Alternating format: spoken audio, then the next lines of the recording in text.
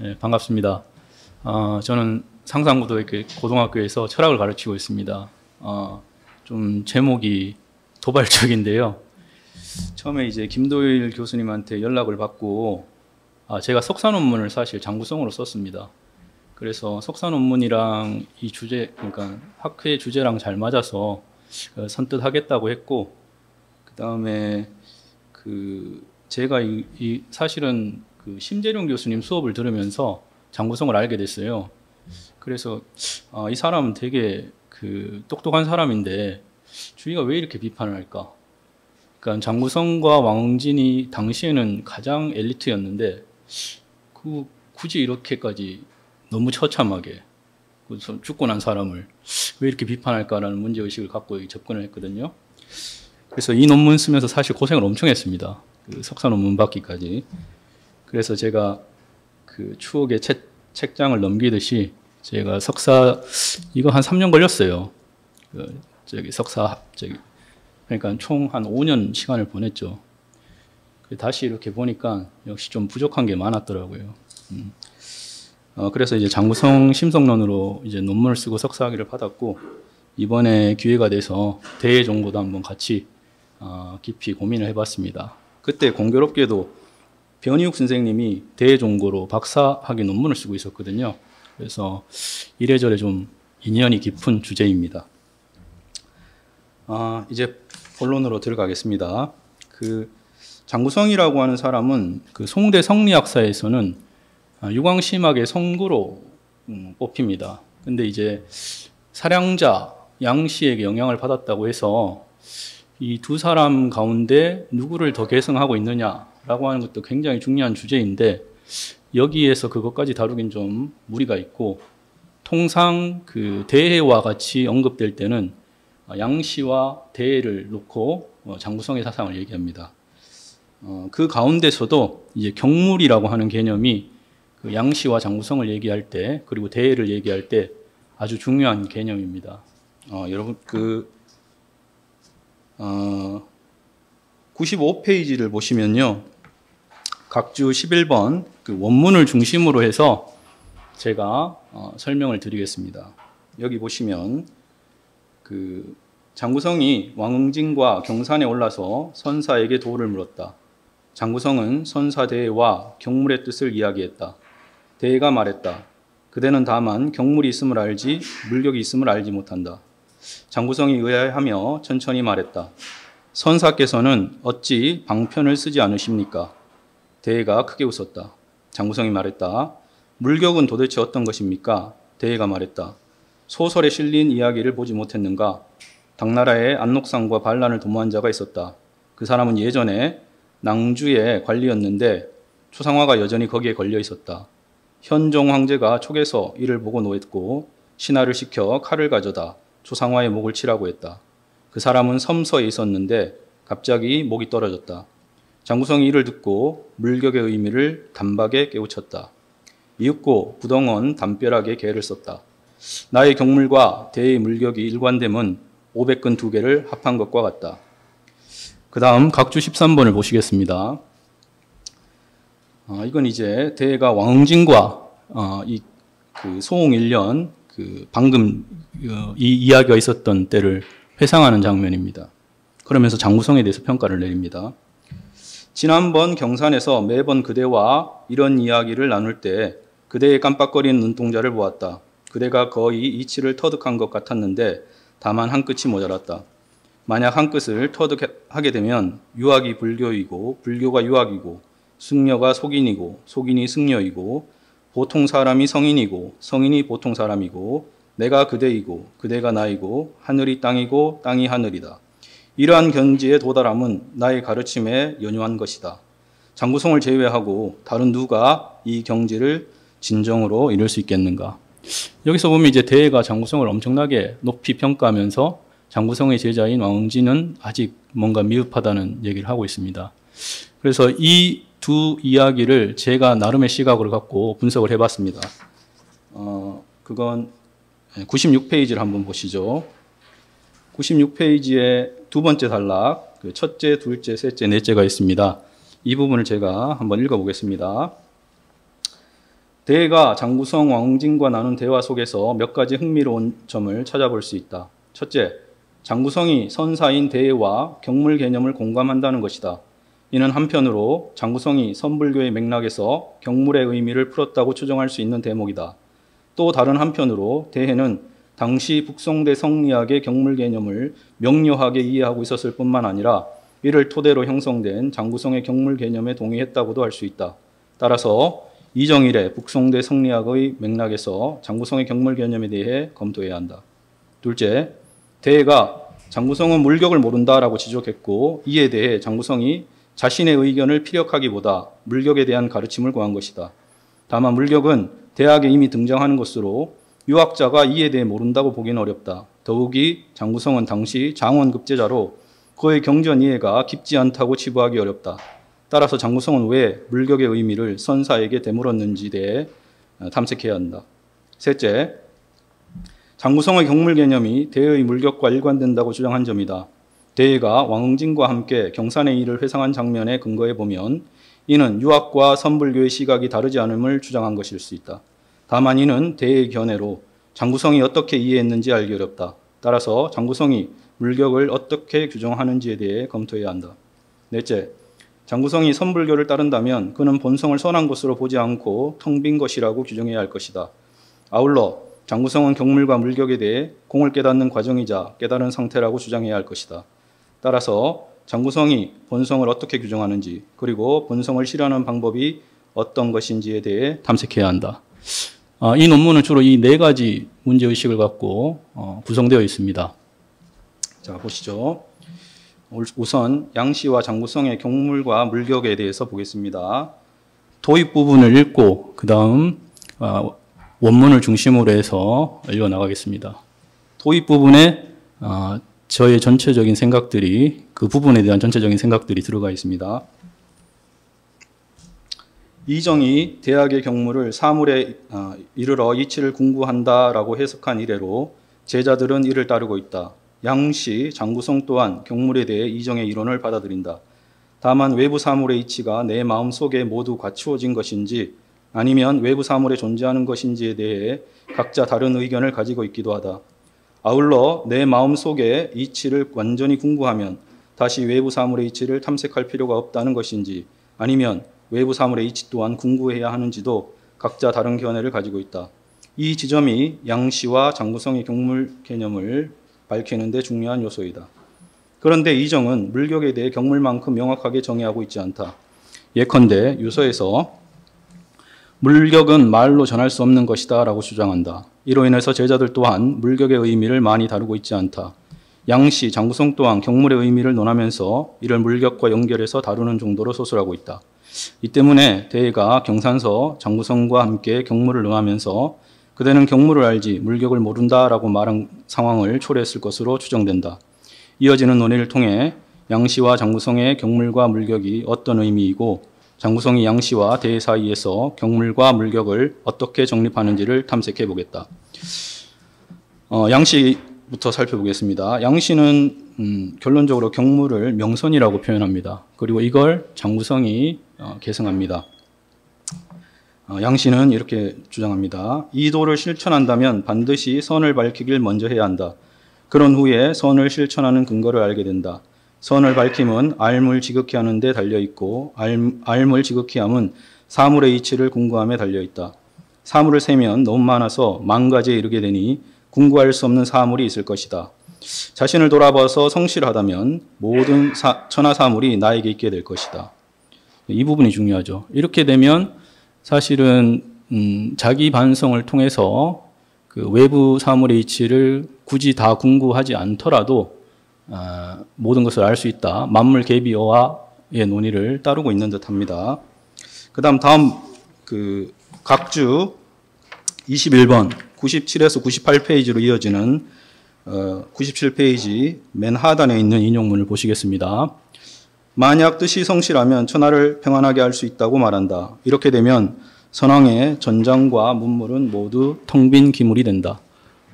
이 또한 그 내적 그 선을 밝히는 데에 양씨가 좀 더 초점을 맞추고 있다는 걸 좀 살펴볼 수가 있죠.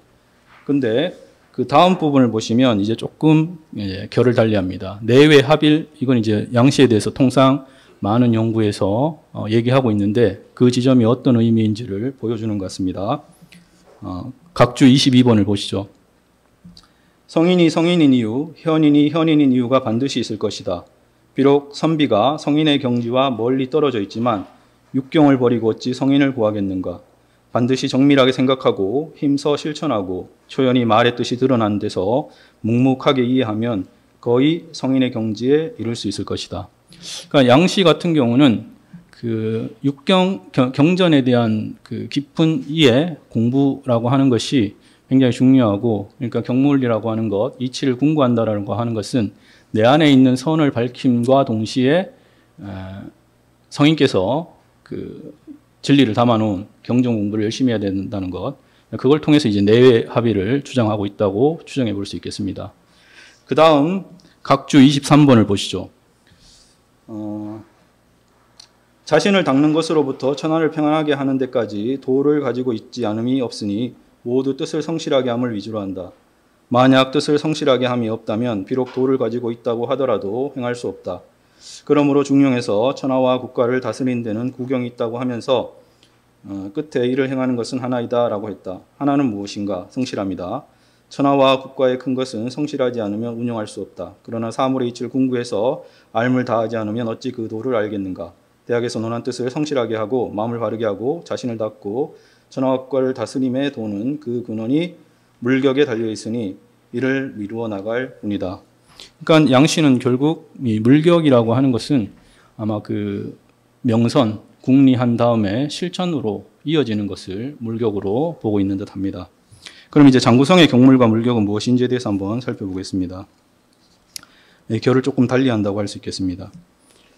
각주 24번을 보시겠습니다. 내가 사물의 이치를 궁구하여 알미 지극해진다라는 배움을 알아서 내면의 한 생각과 외면의 모든 일에 대해 그 원리와 시종을 궁구하지 않음이 없고 궁구하고 또 궁구하여 극진한 지경에 이르러서 인력이 모두 없어져서 확연해지면 본성의 선함이 밝게 빛나서 의심할 수 없게 된다. 이 부분이 중요한데요. 이건 분명 그 양씨와 같이 그 경물을 명선으로 보고 있다는 지점을 보여줍니다. 그런데 이 본성이 환하게 그러니까 밝게 빛나고 있다라고 하는 것이 굉장히 중요한 지점 같습니다. 그 다음 25번을 보시죠. 무릇 육경은 천하의 이치를 밝힌 것이다. 내가 경물의 배움으로부터 천하의 이치를 궁구하여 크고 작은 것을 빠뜨리지 않고 드러나고 음미한 것을 모두 철저하게 알아서 내면과 외면의 외면이 일치하면 육경의 말은 모두 내 마음 속에서 말하고자 하는 것일 뿐이다. 그러니까 장구성은 그 본성이라고 하는 것이 그 본성이 밝게 빛남을 자기가 보는 순간 그 마음으로 대상을 비추어내면 그 대상을 있는 그대로 다 드러낼 수 있다는 생각을 가지고 있는 것 같습니다. 이런 맥락에서 보면 장구성은 양씨보다 좀 더 내면의 선을 밝히는 데 집중하고 있다고 볼 수 있겠습니다. 그 다음 보시죠. 그 27번을 보시죠. 육경을 보는 사람은 경물의 배움을 우선해야 된다. 경물하면 천하의 이치를 궁구할 수 있다. 천하의 이치가 궁구되면 알미 지극해지고 뜻이 성실해지고 마음이 바르게 되고 자신이 닦이고 집안이 안정되고 나라가 다스려지고 천하가 편안해진다. 하물며 육경을 보는 데 무슨 어려움이 있겠는가. 육경의 말은 모두 성현의 마음이다. 내가 경물로부터 성현의 마음을 얻으면 육경은 모두 내 마음 속의 것이 된다. 여기서 좀 더 분명해지는 것 같습니다. 경물이라고 하는 것, 궁리라고 하는 것은 결국 내 마음 속에 밝게 빛나고 있는 본성을 확인하는 작업이라고 볼 수가 있겠습니다. 이걸 통해서 각주 28번을 보시죠. 무릇 배움은 알물 지극히 하는 것보다 앞선 것이 없고 알물 지극히 함은 사물의 다다름보다 앞선 것이 없고 사물의 다다름은 이치를 궁구합니다. 만약 천하의 이치 가운데 한 사물의 이치가 궁구되지 않으면 이치를 가리는 바가 있는 것이다. 이치를 가리는 바가 있으면 나의 지련은 혼란스러워질 수 있다. 오직 사물의 이치가 이르지 않음이 없다면 이치는 궁구되지 않음이 없는 것이다. 내면의 한 생각과 외면의 만 가지 사태에서 시작을 알고 끝을 알고 이익과 손해를 알고 오래되고 가까움을 알게 된다. 이로써 생각이 마음속에 일어나고 사태가 밖으로 드러날 때 음미하되 아직 드러나지 않고 조짐이 있으되 아직 밝혀지지 않더라도 나는 이미 이를 알게 된다. 이를 알게 되면 쓰이거나 버려지는 것이 나에게 달려있을 뿐이다. 그러므로 사물의 이치가 다다른 이후에 알미 지극해진다고 한다. 그러니까 결국 그 자기 내면에 있는 이치를 완전히 궁구했을 때 어떤 사태에 직면하더라도 그걸 온전하게 실현하고 실천할 수 있다라고 하는 것이 장구성의 핵심적인 논의인 것 같습니다. 그리고 여기 대해와 장구성의 성개념과 그 실현 방법이라고 했는데요. 이 지점은 제가 석기람 교수님 그 설명을 좀 들으면서 아이디어가 좀 얻었고, 저도 사실 그런 문제의식을 갖고 있었는데, 여기 보시면 각주 32번을 보시면 대해가 이제 대해가 장구성의 제자인 왕응진에게 그 성에 대해서 얘기를 해주고 있습니다. 이건 이제 얼핏 보면 그 성이라고 하는 것이 도덕 본성과 다르지 않다라고 하는 것 같지만, 여기에서 보면 결국 성이라고 하는 것은 공이라고 하는 것을 얘기해주고 있는 것 같아요. 그러니까 인의예지라고 하는 것도 결국은 인륜관계라고 하는 조건에서 드러난 것일 뿐이지, 그것이 어떤 실체로서 어떤 하나의 종자로서 내 마음속에 들어가 있다라고 보면 안 된다라고 하는 걸 일깨워주는 것 같습니다. 그 지점이 서두에 왕응진과 대해가 장구성을 회상하면서 했던 그 가르침과 연결되는 것 같습니다. 이것과 관련해서는 또 변희욱 선생님의 박사 논문을 보면 좀 이해가 빠를 것 같습니다. 그리고 33번, 각주 33번을 보시겠습니다.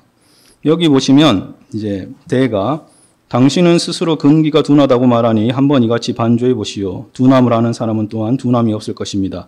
만약 회광방조하지 않고 다만 근기가 둔하다는 데 집착해서 다시 번뇌를 일으킨다면 이는 환영과 망상 위에 환영과 망상을 중첩하는 것이고 공치사 위에 공치사를 덧붙이는 꼴입니다. 다만 듣건대 뿌리 박힌 성질이 둔함을 알 수 있는 사람은 절대 둔하지 않습니다. 비록 이 둔함을 붙잡고 있어도 안 되지만 또한 이 둔함을 버리고 참고해서도 안 됩니다. 제가 그러니까 불교에 대해서 얘기하는 게 좀 굉장히 조심스럽긴 한데, 여기에서 보면 결국 그 방편이라고 하는 것이 깨달음을, 그러니까 근기라고 하는 것도 깨달음을 얻는 데 하나의 수단일 뿐이지, 이게 나한테 뭔가 있다라고 하는 것에 집착하는 순간 그 인간의 본래성, 그러니까 이건 아라키 겐코가 이제 유교와 불교를 구별할 때 그 절대무라고 했던 그 표현처럼 그 공에 대해서는 깨달을 수 없다라고 하는 지점을 보여주는 것 같습니다. 그러니까 무엇에 의지해서 그 깨달음을 추구하는 게 좀 뭐랄까요? 어리석다고 그래야 되나요? 하여튼 그런 지점으로 보입니다. 그 다음 이제 보시죠. 그 각주 34번인데요. 바라건대 당신은 평소 스스로 경전 공부를 하거나 화두를 잡거나 혹은 다른 사람들이 들어서 보여준 것으로 인해서 재미와 기쁨을 느낀 부분이 있다면 단박에 내려놓으십시오. 이게 이제 아마 장구성이 이 부분에서 그 대종고의 영향을 받지 않았나라는 생각이 듭니다. 결국 경전 공부라고 하는 것도 궁극적인 깨달음을 얻는 데에 필수적인 요소가 될 수 없음을 그 대회가 얘기하고 있는 것 같습니다. 이런 수양의 방법, 공부의 방법이 장구성에게 큰 영향을 주었다고 생각이 듭니다. 그래서 이 지점을 확인할 수 있는 것이 이제 4-2 장구성의 성과 그 실현 방법에 대한 얘기인데요. 그 핵심 시간이 거의 다 돼서 각주 42번을 보시겠습니다. 여기 이제 경물과 물격에 대한 얘기, 그리고 그것이 심증리로 이어지는 논의를 펼치고 있는데요. 42번을 한번 보겠습니다. 이른바 경물은 궁리를 말한다. 한 생각의 미세함, 만 가지 사태의 많음, 만 가지 사물의 다양함에는 모두 리가 있다. 깊이 나아간다는 것은 천하의 근본으로 거슬러 올라가는 것에서부터 지엽적인 대로 내려가는 것에 이르기까지 계속 나아가서 그치지 않으면 사물의 이치를 궁구하는 데서 궁극에 이르게 된다는 것이다. 그러므로 한 생각의 미세함, 한 가지 사태의 틈, 한 가지 사물의 경우에서 그 시작을 근원으로 하여서 그 끝을 궁구하지 않음이 없는 것이고, 그 미세한 것을 살펴서 그 드러난 것을 증험하지 않음이 없는 것이고, 그 하나를 관통하여서 그 만 가지를 행하게 되는 것이다.